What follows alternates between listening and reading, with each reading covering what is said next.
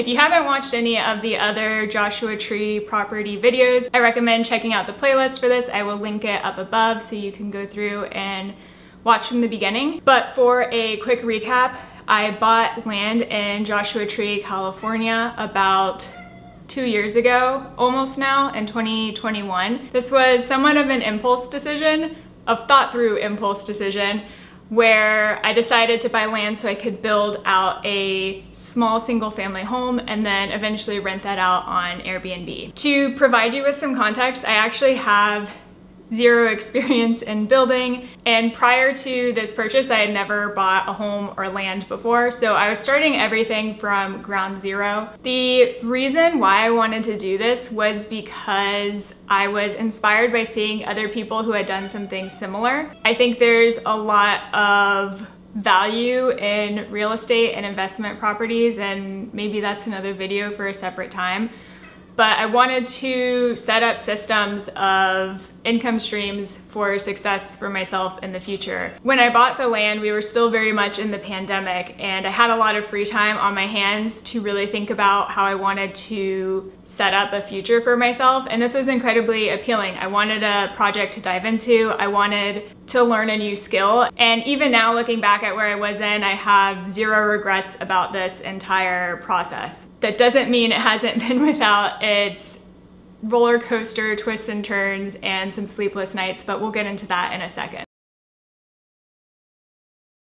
Previously, I talked about one of the first major challenges that I came across was the cap that Yucca Valley, where my property is located, the cap that that city put on permits for new short-term rentals. I won't go into extreme depth about all of this because I have a separate video talking about it, which I will link in the notes below. To give you a quick synopsis, only 10% of the homes in Yucca Valley will be allowed to be Airbnbs. So once they reach the 10% cap, they put a stop on handing out new permits, and then they'll reevaluate each year. This was my first real scare with the property, and I have a lot of opinions about this. I think on one hand, I respect the town and their decision to do this. Investment real estate, especially when you're looking at short-term rentals, can bring in a lot of tourism to an area and support that piece of the economy, especially in a place like Joshua Tree, where there are millions of people coming to the national park every year, but there's not a lot of hotel options for those people to stay at. So short-term rentals give people an option. Then those people visiting the area will support the small businesses there. But on the other hand, it also has the ability to raise home prices and ultimately make it difficult for people who are from that area to stay in the area. So I think that there is a balance, and I respect the 10% cap rule because of that, even if it does make it more difficult for me to build out my singular property. From an investment standpoint, when you cap a market for short-term rentals like what is happening in Yucca Valley and a lot of other short-term rental markets around the country, you are limiting the supply of Airbnbs. So for the people who already have permits or who are able to get a short-term permit, this is actually really beneficial because your competition is going to drop significantly. But if you're a new investor coming into the area, this makes things a lot more difficult. I think for this property specifically, there is still a hope for it to become an Airbnb, but it's very much about the long game. So while it might not happen right away, the property could still be permitted as a short-term rental, but there would need to be an alternative approach, like making it a long-term or a mid-term rental beforehand while it's in line to get the short-term rental permit. It could also just be a primary residence for me if that was something I wanted to consider. Aside from this 10% cap rule that I faced early on, one of the biggest challenges I faced with this property is my architect ghosted me twice. The story here is I was recommended an architect from another big investor in the area. I did a consult. My cat is going wild right now, so I apologize if there's just crazy noises in the background. He's getting zoomies out. I was recommended an architect by another investor in the area who's been really successful, somebody that he's used in the past. And I did a consultation with this person, and he Oh my God. All right, Momo's joining for this portion of the video. I did a consultation with this other investor in the area, and he gave me a list of his vendors, and this architect was on his list. It was somebody that he had worked with in the past, and I assume other investors in the area have worked with as well. I put a lot of trust into who he was recommending, and I was too new to this process to really understand how I would want to vet an architect on my own.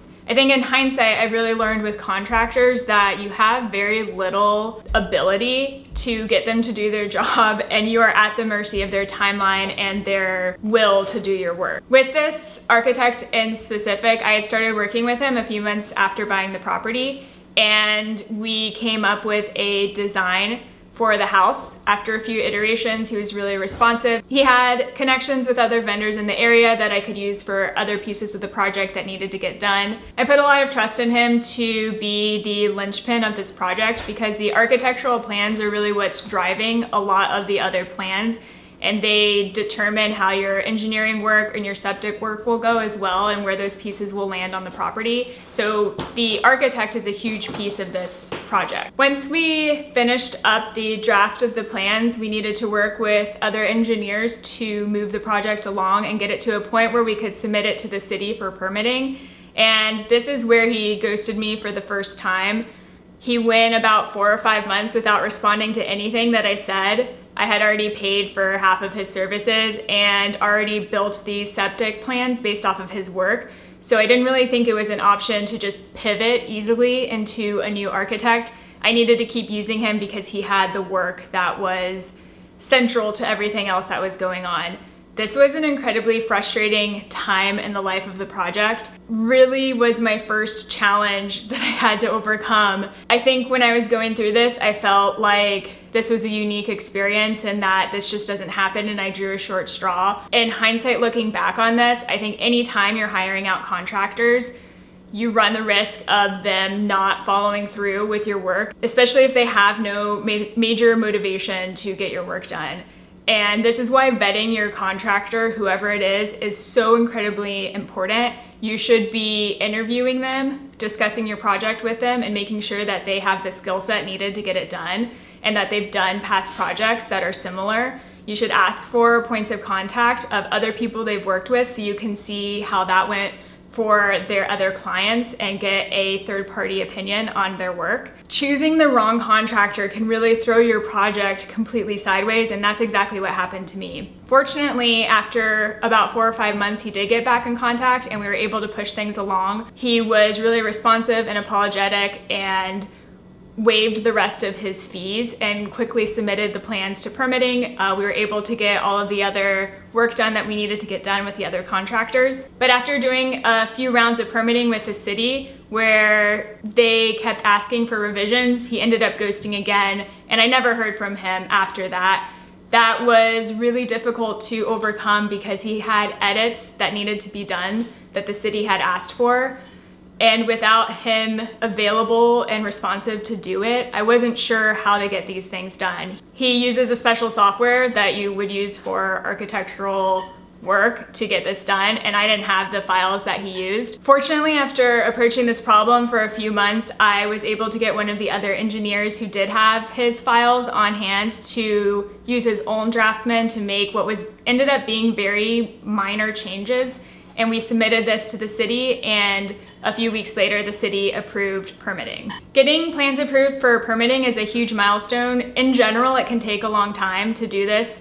And if you're new to building, I would expect it to take maybe 1.5 years if you have no clue what you're doing. It's totally possible, but you need to have a high threshold for uncertainty.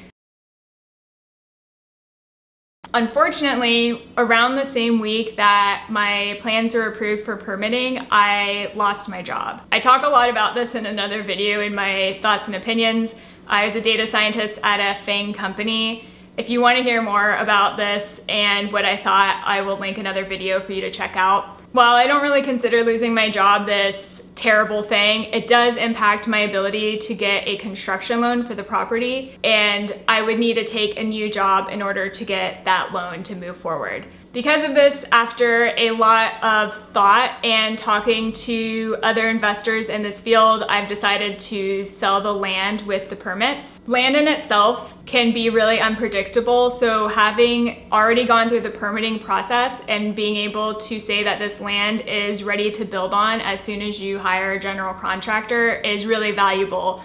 That's 2 years almost of my work that I put into preparing this. I think whoever ends up with the land will have a lot of opportunity to either turn it into a short-term rental like I had planned, turn it into a long-term rental because there's a lot of value for that in the area right now. Or you could also live in it yourself and rent it out part-time or live in it full-time if you like being in the desert. So I think there's a lot of option there, but we are in a slower housing market. So I'm not expecting this land to sell immediately. In the event that it doesn't sell in the next few months at the price point that I'm looking for, there's always the option to hold the land and build again in the future. I'm happy that when I bought this, I thought through exit strategies. If the short-term rental route wasn't gonna work, there are other things that you can do to continue to make money off of it. And what's fortunate for me is I don't have a mortgage taken out on the land. You typically pay for land in cash. So everything has been paid for. I'm not paying reoccurring fees except for what is a pretty small tax that I pay on the land every year. Since starting on this journey, I have learned a lot about how to evaluate markets and evaluate a longer term strategy. I have a lot more knowledge going into the next property. I'm nowhere near done doing real estate investment. I'm just getting started, and I'm excited for the opportunities to come because I have a lot of ideas in my head of where this could go. One thing that I've learned and that I really want to strongly drive home in this video is to not just follow trends of what you see other people online doing. I know that Joshua Tree was a lot of a gold rush type scenario where people saw other investors heading to that area and decided to jump on the trend because it seemed like quick, easy cash. What you see online is only a tiny, tiny fraction of what people are doing and what the reality of the situation is. There's always going to be a lot of ups and downs and uncertainty in this type of work. It's so important that when you're choosing a market to invest in, that you thoroughly investigate it on several different levels, like what the locals are feeling about short-term rentals, what the ability for materials to get to your site are. There's so much that goes into this. I can't even begin to cover it in this video, so maybe in another video, if people are interested in the future, I can talk about how I would evaluate a market now versus what I did previously.